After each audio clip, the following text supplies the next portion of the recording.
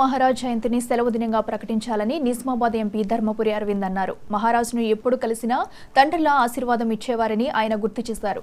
ఈ సందర్భంగా మోటాటి రెడ్డి కళ్యాణ మండపంలో ధర్మపురి అరవింద్ ఫౌండేషన్ ఆధ్వర్యంలో 100 రామారావు మహారాజ్ విగ్రహాలను పంపిణీ చేశారు. 12 ఏళ్ల పాటు మౌనవ్రతం పాటించి దైవానుగ్రహం, దైవశక్తిని పొందారని ఎంపీ తెలిపారు. దేశంలో ప్రతి తాండాకు తిరిగి గిరిజనులకు చేసిన సేవ మాటల్లో వర్ణించలేనిదన్నారు. రామారావు మహారాజ్ విగ్రహాలు వితరణ చేయడం పూర్వజన్మ సుకృతమని, ప్రధాని మోదీ దేశానికి దేవుడిచ్చిన అనుగ్రహంగా మహారాజ్ చెప్పినట్లు ఎంపీ గుర్తు చేశారు. జూలై 7వ తారీఖు 1935 రోజు శ్రీ రామారావు మహారాజ్ గారి జన్మించి 11 సంవత్సరాల తర్వాత వయసు 11 సంవత్సరాల వరకే ఆయన భోజనం చేసి ఆ తర్వాత కేవలం పాలు పళ్ళ మీద జీవితాంతం ఆయన సమాజ సేవ ప్రత్యేకంగా సనాతన ధర్మ సేవయే కాకుండా బంజారా సమాజ్ యొక్క ఎంత సేవ చేసుకున్నారో నేను చెప్తాను.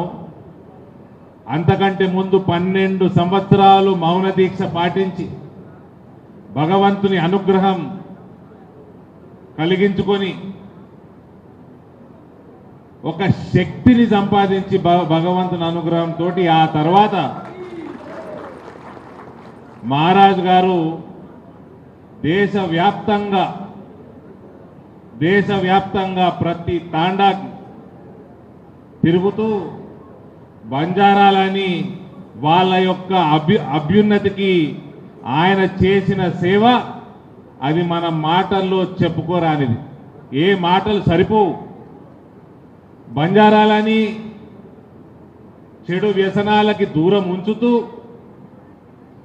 అందరినీ కూడా విద్యావంతులుగా తీర్చిదిద్దడానికి ఆయన పడ్డ కృషి వల్ల ఇవాళ అనేక మంది ఐఏఎస్ ఆఫీసర్లు, ఐపీఎస్ ఆఫీసర్లు, బిలోజీ లెక్క డాక్టర్లు, ఇంజనీర్లు వీళ్ళందరూ కూడా ఇవాళ సమాజానికి వివిధ రంగాలలో సేవలు అందిస్తున్నారంటే అది రామారావు మహారాజ్ గారి కృషి.